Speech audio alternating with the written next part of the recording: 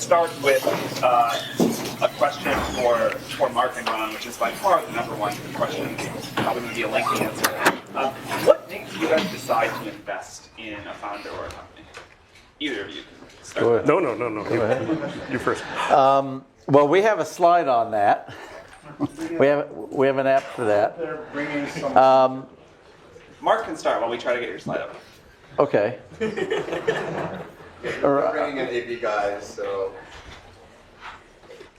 So say the question again. Go ahead. What makes you decide to invest in a founder or a company? So what makes us invest in a company is based on a whole bunch of characteristics.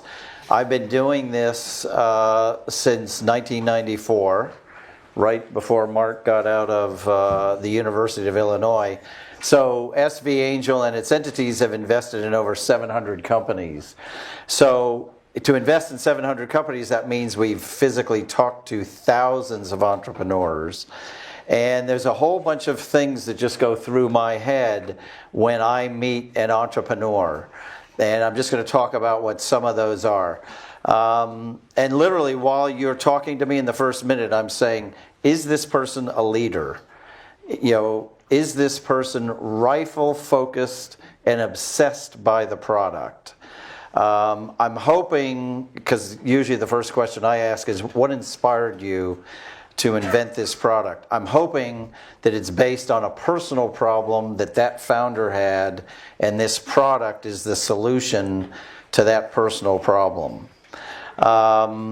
Then I'm looking for communication skills, because if you're going to be a leader and hire a team, assuming your product is successful, you've got to be a really good communicator, and you have to be a born leader.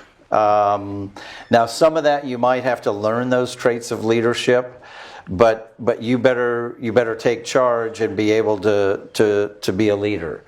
I'll switch back to the slide, but let's let Mark. Yeah, I agree with all that. I guess, and there's a lot of detail to this question that we could talk about, and we may be even a little bit different than Ron, where we are different than Ron, that we actually invest across stages. So we invest at the seed stage, venture stage, growth stage, and then we invest in a variety of different business models, consumer, enterprise, and a bunch of other variations. So there are kind of fine-grained answers, that we could get into if there are specific questions. Two general concepts that I would share. So one is the venture capital business is 100% a game of outliers. It's extreme exceptions. Right, so the conventional statistics are, on the order of 4,000 venture fundable companies a year that want to raise venture capital. About 200 of those will get funded by what's considered a top tier VC. About 15 of those will someday get to $100 million in revenue, and those 15 from that year will generate something on the order of 97% of all the returns for the entire category of venture capital in that year. And so venture capital is such an extreme feast or famine business. You're either in one of the 15 or you're not, or you're in one of the 200 or you're not. And so the big thing that you're just looking for, no matter which sort of particular kind of criteria we talk about, they all have the characteristic of you're looking for the extreme outlier. The other thing I'd highlight that we think about a lot internally is we have this concept, invest in strength versus lack of weakness.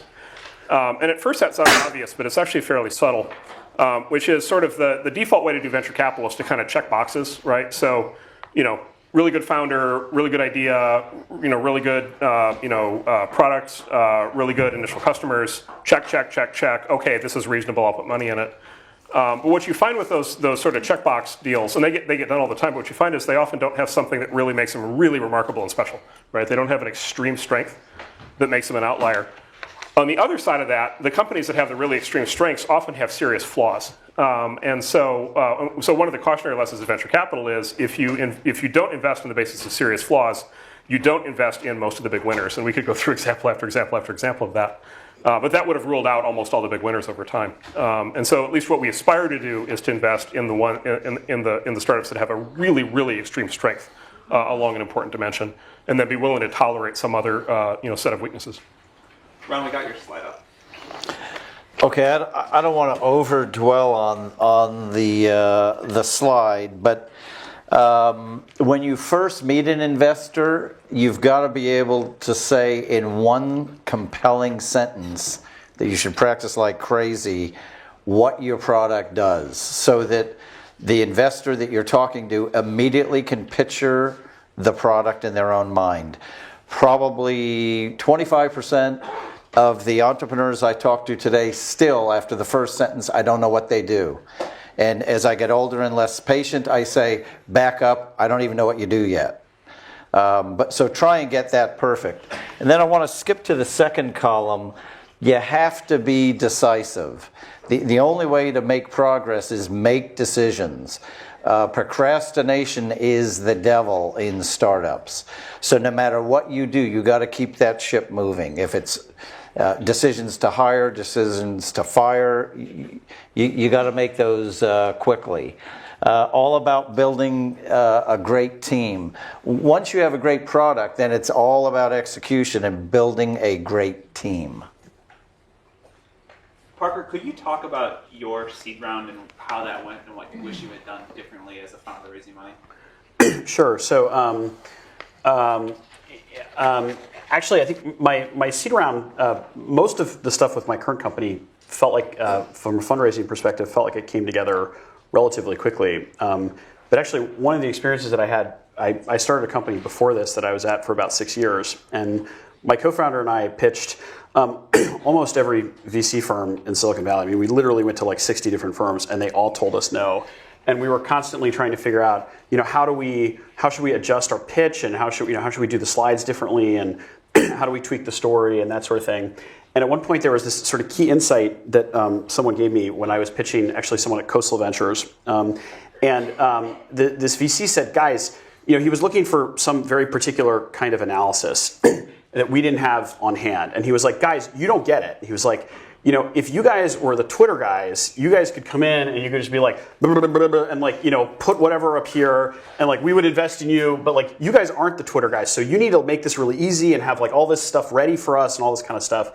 And I took like the exactly opposite lesson of what he, I think, wanted me to take away from that with, which was like, geez, like I should really just figure out a way to be the Twitter guys. And like, that's the way to do this. And so actually, like one of the reasons I started my current company, or one of the things I found very attractive about Zenefits, is as I was thinking about it, it seemed like a business. I was so frustrated from this experience of having tried, for like 2 years to raise money from VCs, and had sort of decided like to hell with it. You can't count on there being capital available to you.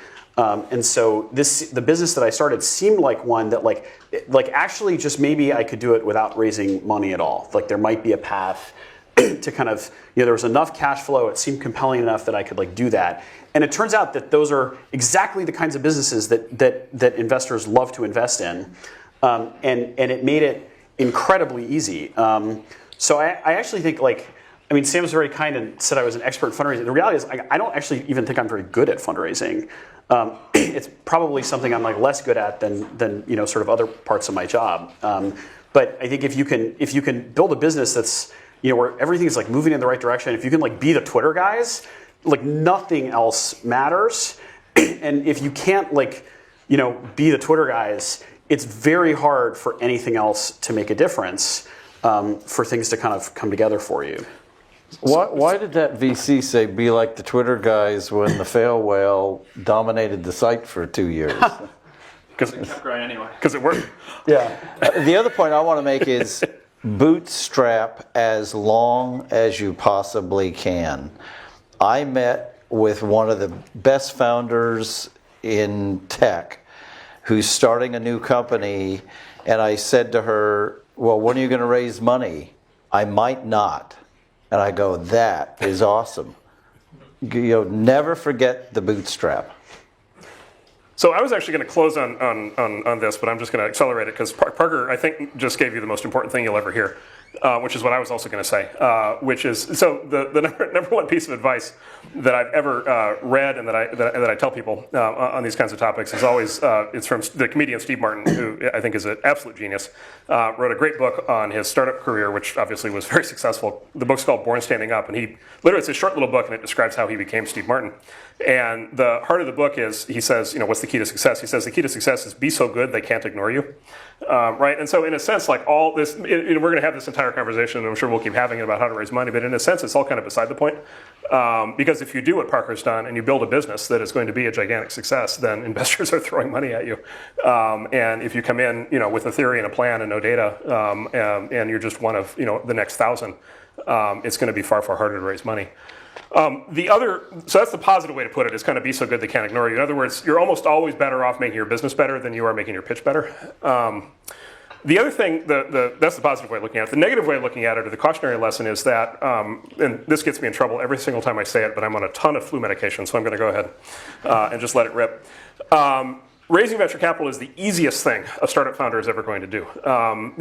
As compared to recruiting, right, as compared to recruiting engineers, in particular as compared to recruiting engineer number 20, it's far harder than raising venture capital. Selling to enterprise customers is harder. Getting viral growth going on a consumer business is harder. Getting advertising revenue is harder. Almost everything you'll ever do is harder than raising venture capital. And so I think Parker is exactly right. If you get in a situation in which raising the money is hard, it's probably not hard compared to all the other stuff that's about to follow. And it's very important to bear that in mind. It's often said raising money is not actually a success. It's not actually a milestone for a company, and I think that's true, and I think that's the underlying reason. It puts you in a position to be able to do all the other harder things.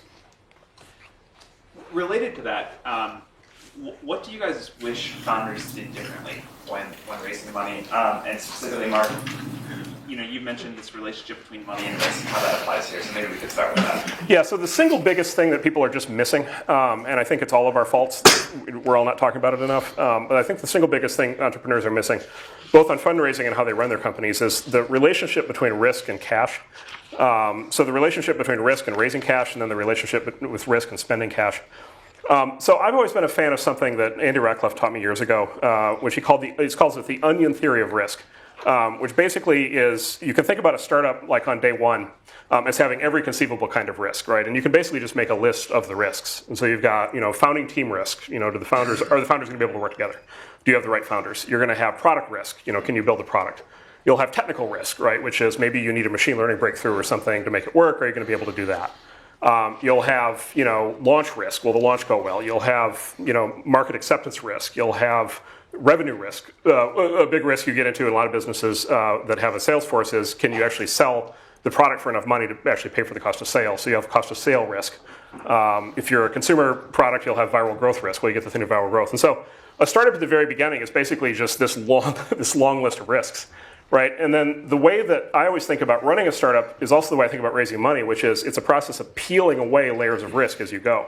Right, and so you raise seed money in order to peel away the first 2 or 3 risks, right? The founding team risk, the product risk, maybe the initial launch risk. You raise the A round to peel away the next level of product risk. Maybe you peel away some recruiting risk because you get your full engineering team built. Maybe you peel away some customer risk because you get your first 5 beta customers, right? And so basically the way to think about it is you're peeling away risk as you go. You're peeling away risk by achieving milestones. And then as you achieve milestones, you're both making progress in your business and you're justifying raising more capital, right? And so you come in and you pitch somebody like us and you say you're raising a B round. The best way to do that with us is you say, okay, I raised a seed round, I achieved these milestones, I eliminated these risks. I raised the A round, I achieved these milestones, I eliminated these risks. Now I'm going to raise a B round. Here are my milestones, here are my risks. And then by the time I go to raise a seed round, here's the state that I'll be in. And then you calibrate the amount of money that you raise and spend to the risks that you're pulling out of the business. And I go through all this, in a sense this sounds kind of obvious, but I go through all this because it's a systematic way to think about how the money gets raised and deployed, as compared to so much of what's happening, especially these days, which is just, oh my God, let me go raise as much money as I can, let me go build the fancy offices, let me go hire as many people as I can, and just kind of hope for the best. I'm going to be tactical. For sure, don't ask people to sign an NDA.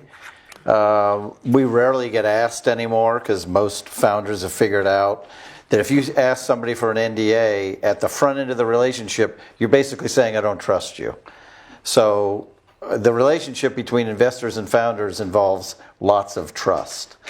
The biggest mistake that I see by far is not getting things in writing. My advice on the fundraising process is do it as quickly and efficiently as you possibly can.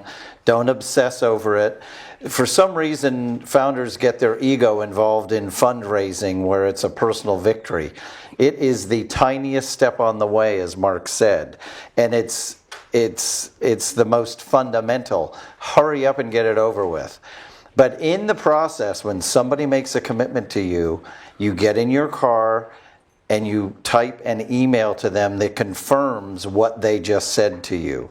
Because a lot of investors have very short memories, and they forget that they committed to you that they were going to finance, or they forget what the valuation was, or that they were going to find a co-investor. You can get rid of all that controversy just by putting it in writing, and when they try and get out of it, you just resend the email and say, excuse me. And hopefully they've replied to that email anyway, so get it in writing. In meetings, take notes and follow up on what's important. I want to talk a little bit more about tactics here. Just how does the process go? Can people email you guys directly? Do they need to get an introduction? How many meetings does it take for you to make a decision? How do you figure out what the right terms are? When can a founder ask you for a check? You want to? That was like 6 questions. That's a lot of things. Yeah. Okay. Good. It's the process. Why don't you describe? Because you'll describe seed, and then I'll describe. Yeah. So SV Angel, invests in seed stage startups. So we like to be the very first investor. We normally invest today in a round that's $1 million to $2 million. It used to only be $1 million.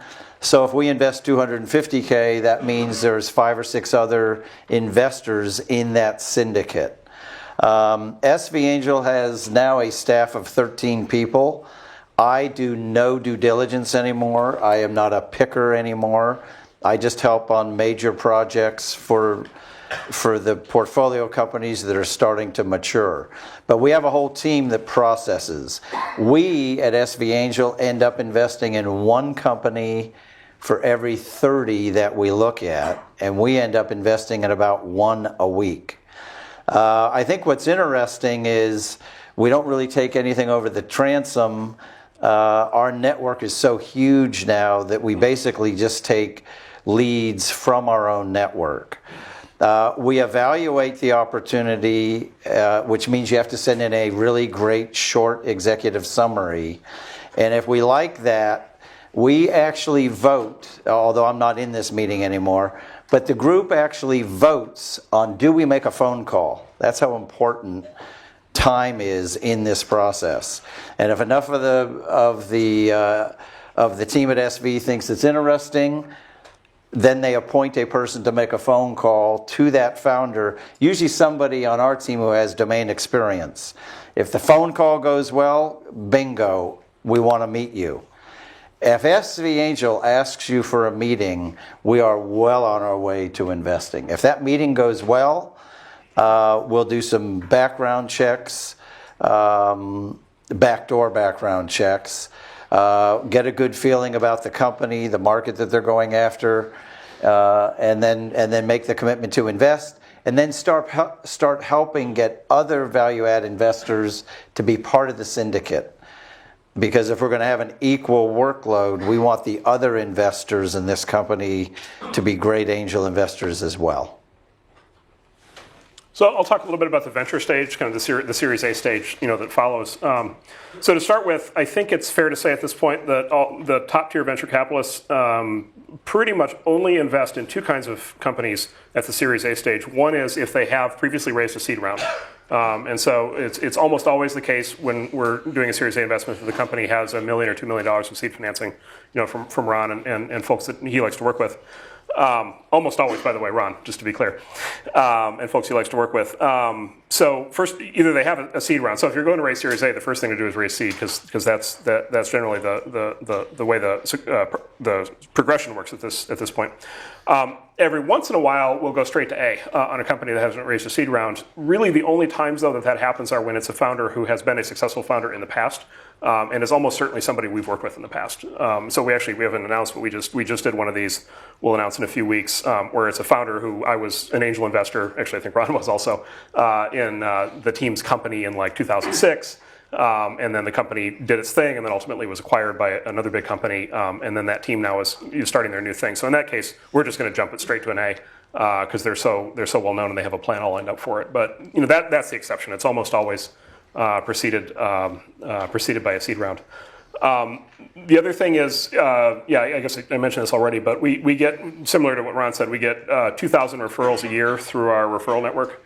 A very large percentage of those are referrals through the seed investors, and so by far the best way to get the best introductions to the A stage venture firms is to work through the seed investors, or to work through something like Y Combinator. Speaking about terms, what terms should founders care most about, and how should founders negotiate? Maybe Parker, we can start with you on this one.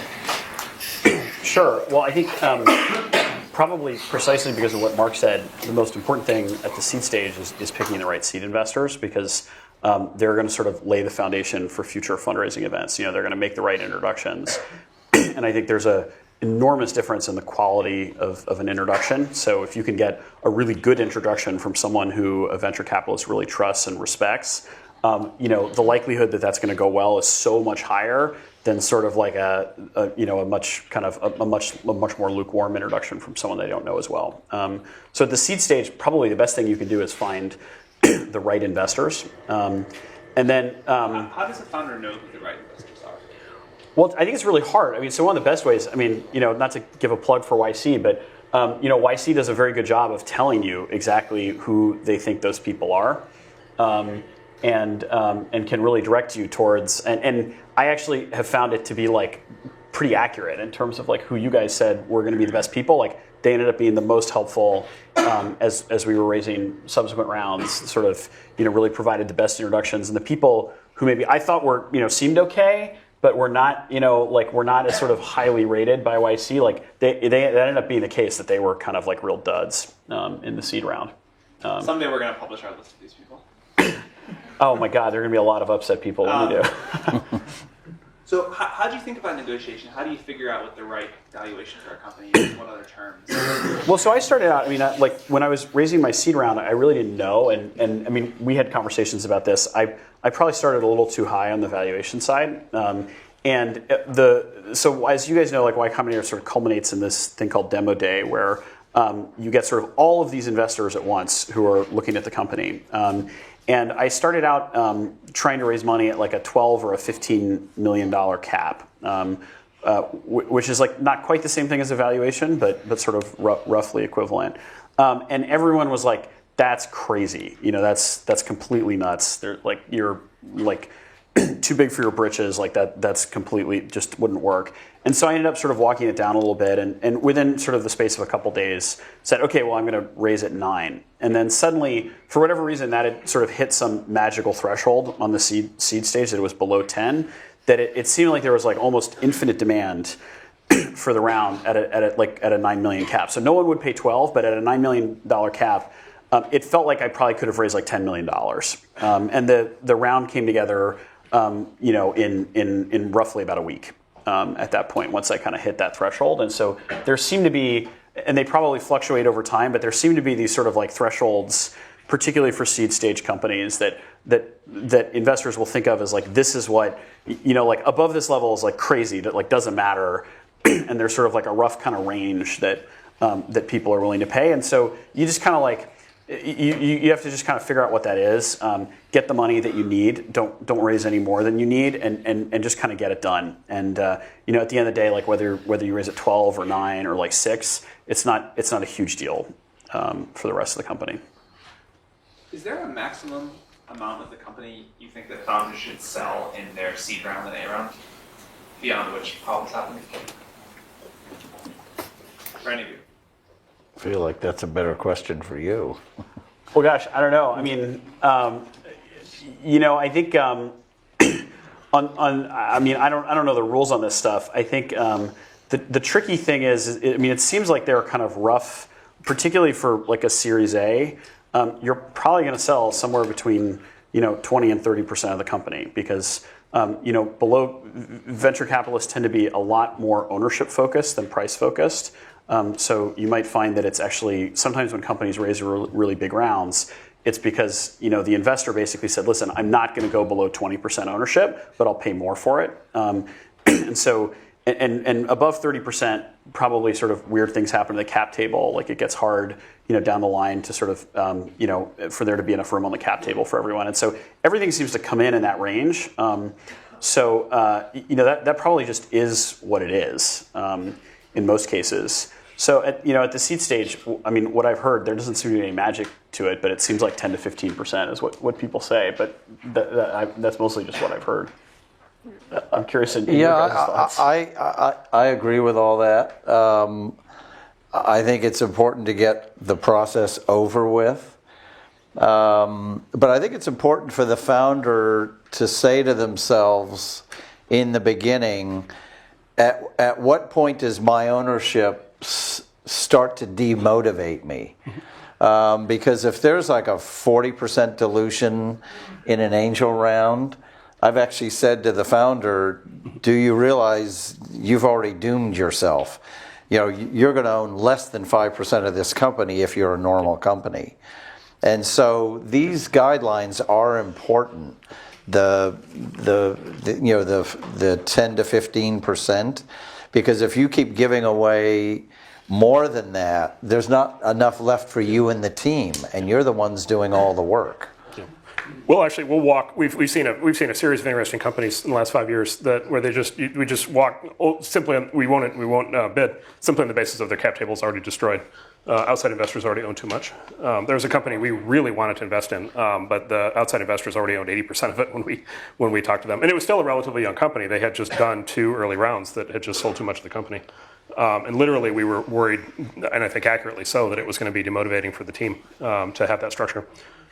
One more question before we open it up to the audience for Ron and for Mark. Could you guys both tell the story of the most successful investment you ever made and how that came to happen? Other than Zenefits, of course. Right? Yeah, other than That's going to be hard. for me, clearly, it was the investment in Google in 1999, and we got Google return out of it. But funny enough, I met Google through a Stanford professor, David Cheriton, who's in the School of Engineering. He's still here. He was actually an angel investor in Google and an investor in our fund. And kind of the quid pro quo we have with our investors in the fund is you have to tell us about any interesting company that you see. And we loved it that David Cheriton was an investor in our fund because he had access to the computer science department's deal flow. And we were at this party at Vivek Ranadive's house in full tuxedo. I hate tuxedos. And did anyone here know David Cheriton? Because you know for sure he does not like tuxedos, and he was in a tuxedo. But I went up to him and we complained about our attire. And then I said, hey, what's happening at Stanford? And he says, well, there's this project called Backrub. And it's search by page rank and relevancy. And back in today, page rank and relevancy, everyone says, oh, that's so obvious. In 1998, that was not obvious. That engineers were designing a product based on this thing called page rank. And all it was a simple algorithm that said, if a lot of people go to that website, and other websites direct them there must be something good happening on that website. That was the original algorithm. And the motivation was relevance. So I said to David, I have to meet these people. And he said, you can't meet them till they're ready, which was the following May, funny enough. I called them every month for 5 months, and finally got my audition with Larry and Sergey. And right away, they were very strategic. They said, we'll let you invest if you can get Sequoia. We don't know Sequoia, but they're investors in Yahoo. And because we're late to market, we want an OEM deal with Yahoo. So I earned my way into the investment in Google. What about you? So I'll tell one on the other side, which is Airbnb, which we actually were not early investors in. We did Airbnb as a growth round. We did the first big growth round in Airbnb, at about $1 billion valuation in 2011. And I think that will turn out to be, I believe that will turn out to be one of the spectacular growth investments of all time. We'll see, but I think it's going to be, I think this is really going to be one of the big companies. So I'll tell that story because it's not a story of pure genius. It's a, we passed it. We didn't even meet with them. I don't think we met with them the first time around, or maybe one of our junior people did. But it was one of these, it's, I said earlier that venture capital is entirely a game of outliers, right? One of the key things with outliers is the ideas often seem completely nuts up front. And so, of course, the idea of a website where you can have other people stay in your house, if you just made a list of the ideas that are most nuts, that would be right there at the top. And then I have a very nice email from you, Pastor. Do you? Yeah. Good. Hopefully I was very courteous in my stupidity. Well, the second most stupid idea you could possibly think of is a website where you can stay in other people's houses. And so the Airbnb uniquely combines both of those bad ideas. So, of course, it turns out they've unlocked an entirely new way to basically software eats real estate. They've unlocked this just gigantic network effect. It's a gigantic global phenomenon. It's going to be an enormously successful company. So part was just coming to grips with the fact that we had whiffed on our initial analysis of the idea, and that the numbers were clearly proving that we were wrong, and the customer behavior was clearly proving that we were wrong. So one of our philosophies at our firm is we're multi-stage. The big reason for that is so we can fix our mistakes, and we can pay up to get in later when we screw up early on. The other thing I'll highlight, though, is the other reason why we pulled the trigger at a high valuation when we did was because we had spent time at that point with the founders, with Brian and with Joe and with Nate. And there's a friend of mine in private equity has this great line, Egon Durbin has this great line. He says, as people progress through their careers, they get bigger and bigger jobs. And at some point, they get the really big job. And it's some people, about half people grow into the big job, and about the other half people swell into it. Right? And you can kind of tell the difference. There's a point when people just lose their minds. And one of the issues with these companies that are sort of super successful hyper-growth companies is, this Airbnb was sort of the classic case of these super young founders who hadn't run anything before. So how are they going to be at running, this sort of giant global operation? And we just were tremendously impressed and are today, every time we deal with all three of those guys, how mature they are, how much they're progressing. It's like they get more and more mature, they get better and better judgment, and they get more and more humble as they grow. And so that made us feel really good that not just was this business going to grow, but that these were guys who were going to be able to build something and be able to run it in a really good way. People always ask me, why do you think Airbnb is such a great company? It's funny, we're obsessing over Airbnb. But, and I say to people, it's because all three founders are as good as the other founder. That is very rare. In the case of Google, two founders, one of them is a little better than the other one, but hey, he's the CEO. Every company has a CEO. I think we just got the TechCrunch headline. Every company has a CEO. Yeah. Every company has a CEO. Why am I saying this? When you start a company, you have to go find somebody as good or better than you to be the co-founder. If you do that, your chances of success grow astronomically. And that's why Airbnb became so successful so quickly. The anomaly is Mark Zuckerberg at Facebook. Yes, he has an awesome team, but the Mark Zuckerberg phenomenon, where it's mainly one person, that is the outlier. So when you start a company, you have got to find phenomenal co-founders. All right, audience questions. Yes. So obviously the conventional wisdom about why you raise money is because you need it. But the more I get off the conventional wisdom, the more I'm starting to hear another story about why you raise money. And I'm actually hearing founders say it's more to facilitate the big exit, or in the worst case, to facilitate the acqui-hire instead of just fizzling out into nothing. To what extent is that accurate thinking or flawed thinking? Does raising money help you with an exit or an acqui-hire?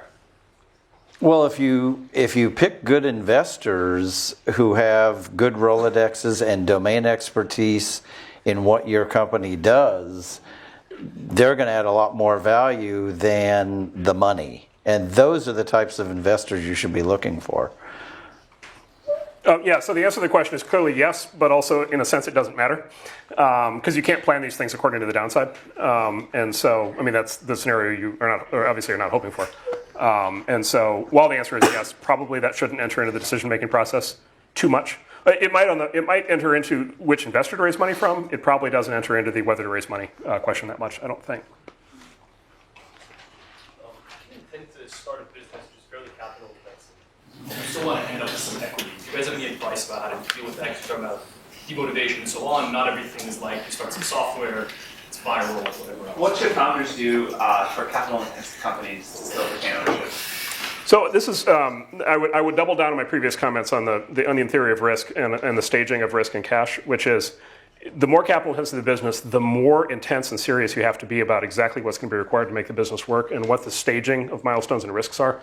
Because in that case, you want to line up, you want to be very precise of lining up, because the risk is so high that it'll all go sideways, right? So like you want to be very precise what you're going to accomplish with your A round and what's going to be a successful execution of the A round, because if you raise too much money in the A round, that'll seriously screw you up right later on down the road, and because you're going to raise the C, D, E rounds, and then the cumulative dilution will get to be too much. And so you have to be precise on every single round. You have to raise as close to the exact right amount of money as possible, and then you have to be as pure and clean and precise with the investors as you can possibly be about the risks and the milestones.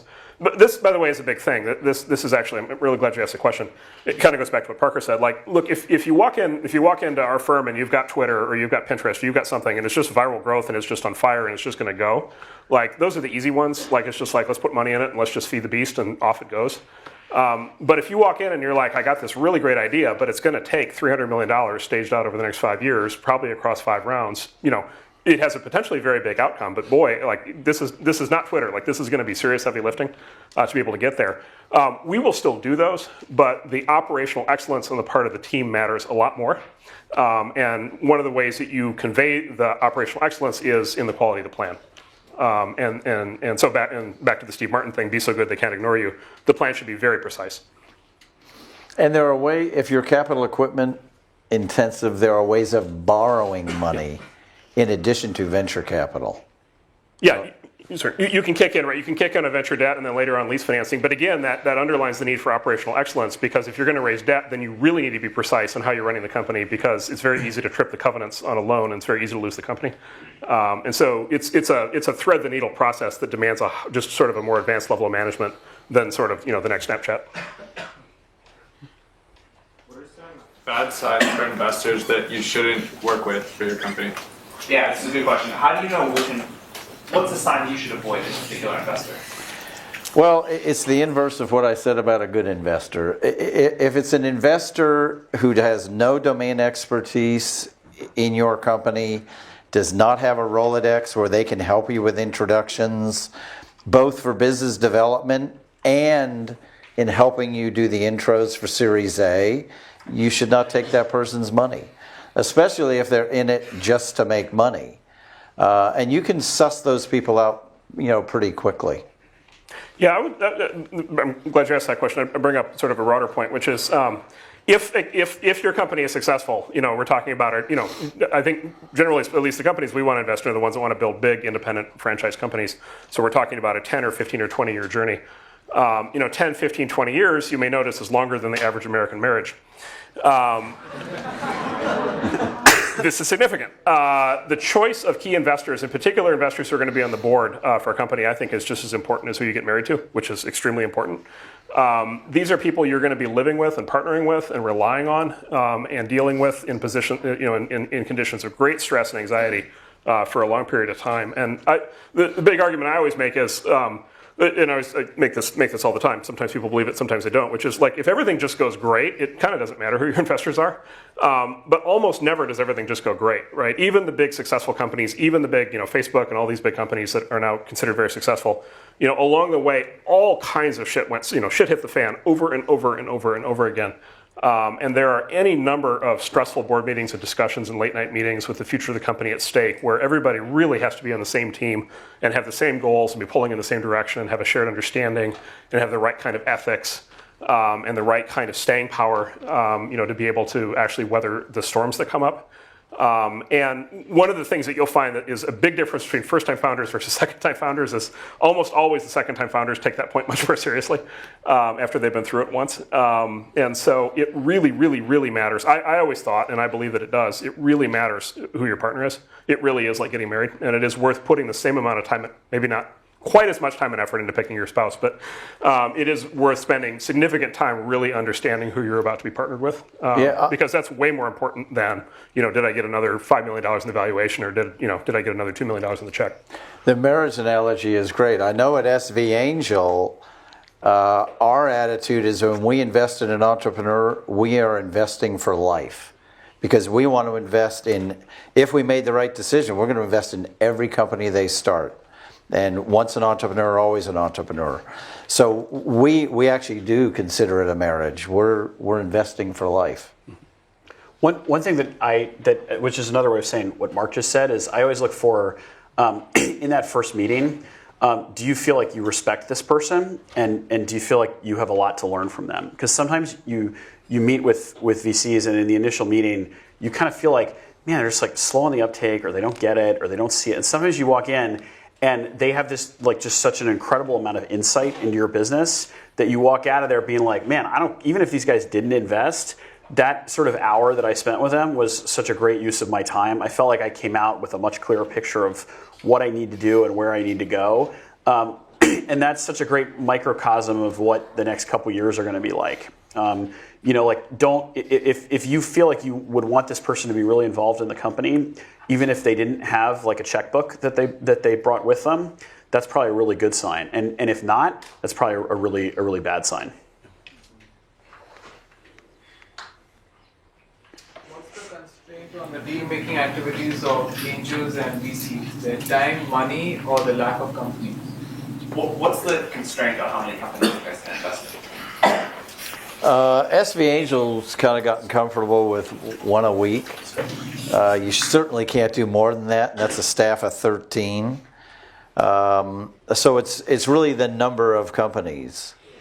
Ron, if you all worked twice the number of hours, would you invest in twice the number of companies?